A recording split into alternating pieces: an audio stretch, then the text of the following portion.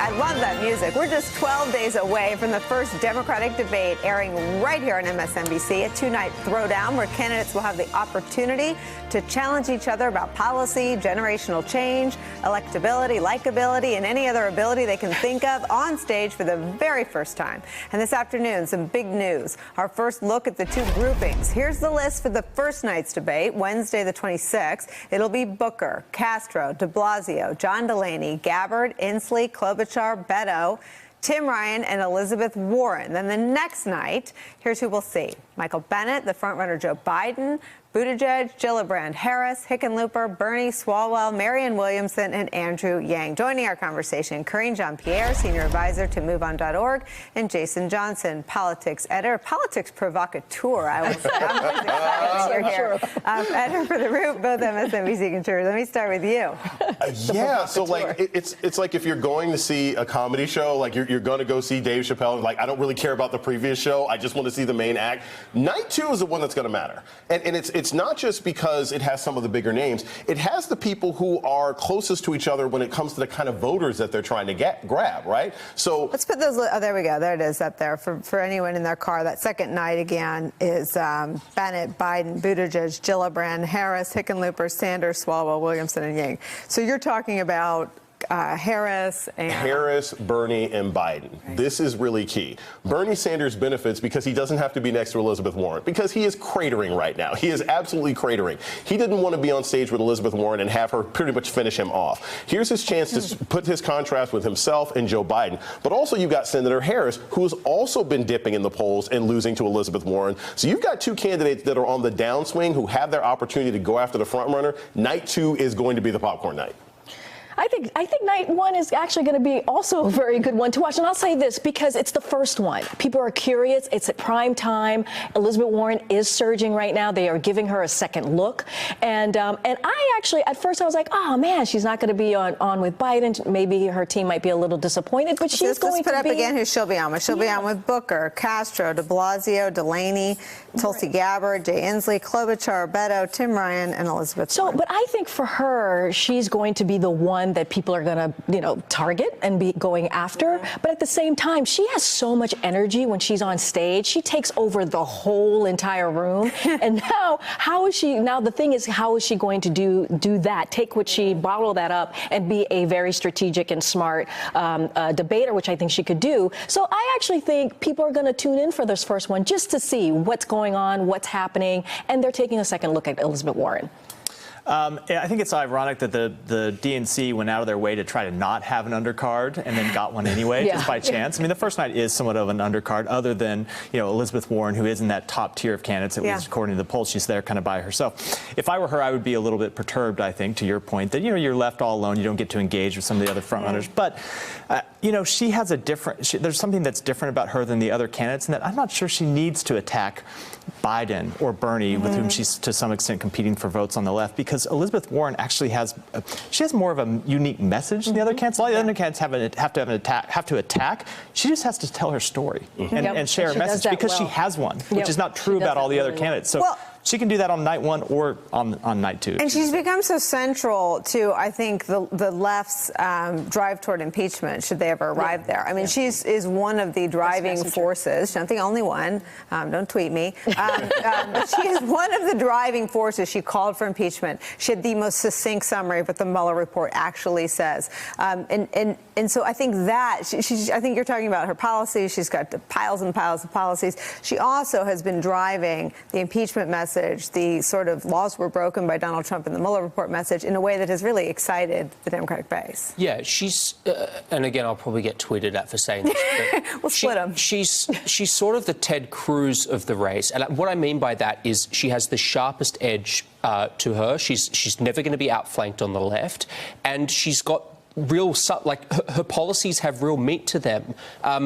Bernie Sanders is very good at talking in high terms, in sort of sweeping themes. She's sort of drilled down on every single issue, and she's calling for radical structural change. And there seems to me, again, you guys know this a lot better than me. I'm not a student of the Democratic Party in the way that you guys are, but there is a real hunger for the kind of structural change that she's putting up.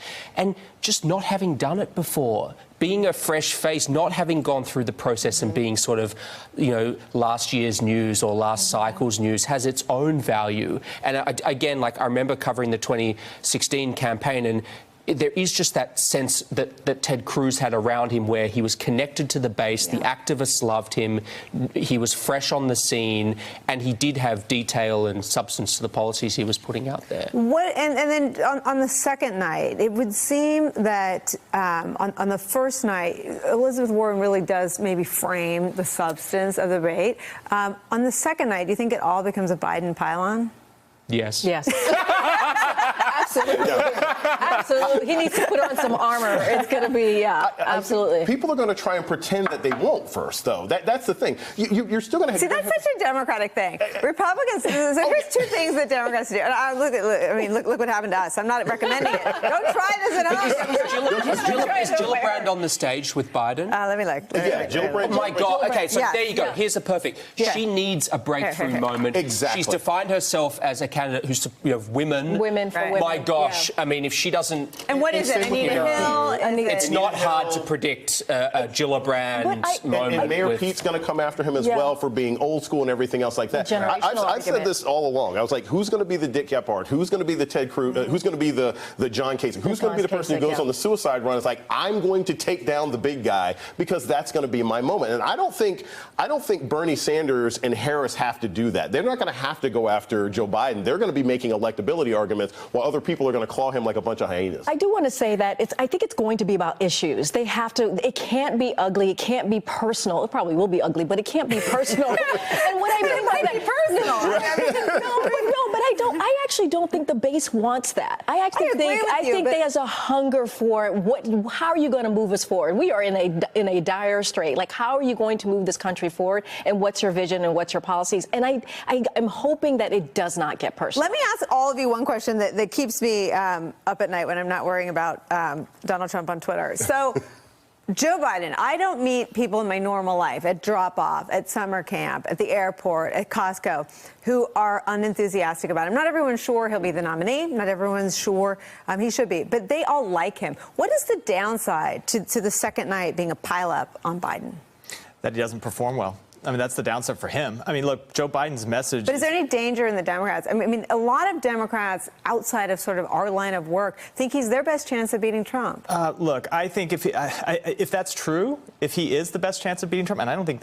no one knows if that's true. That is his message, basically. His message is basically, I'm the best chance of beating Trump, and I used to work with Barack Obama. If that's true, the best way to show it is to beat all these other candidates. And you can only beat all these other candidates if you get in a fight with them.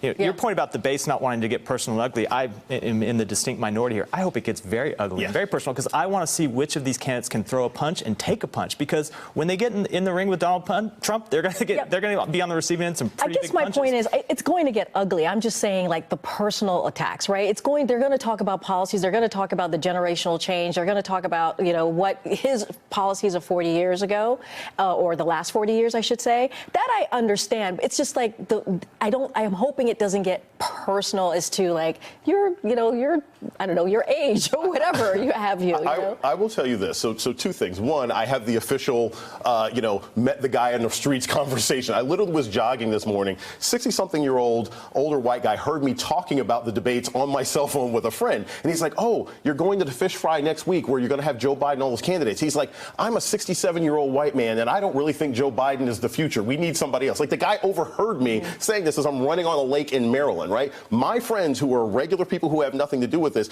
they're putting together bingo charts and have Anita Hill. And the first time somebody says, I have a plan for that. Like, people want to see these folks scrap. And I think that while folks like Joe Biden, there's this creeping sense that I'm picking up out there that people think he thinks he's entitled to this and that he may not work hard. And a good scrap is what's going to show that he's like, no, I want this job and I'm willing to fight for it. He needs that before he looks like Mr. Inevitable. Hey there, I'm Chris Hayes from MSNBC. Thanks for watching MSNBC on YouTube. If you want to keep up to date with the videos we're putting out, you can click subscribe just below me, or click over on this list to see lots of other great videos.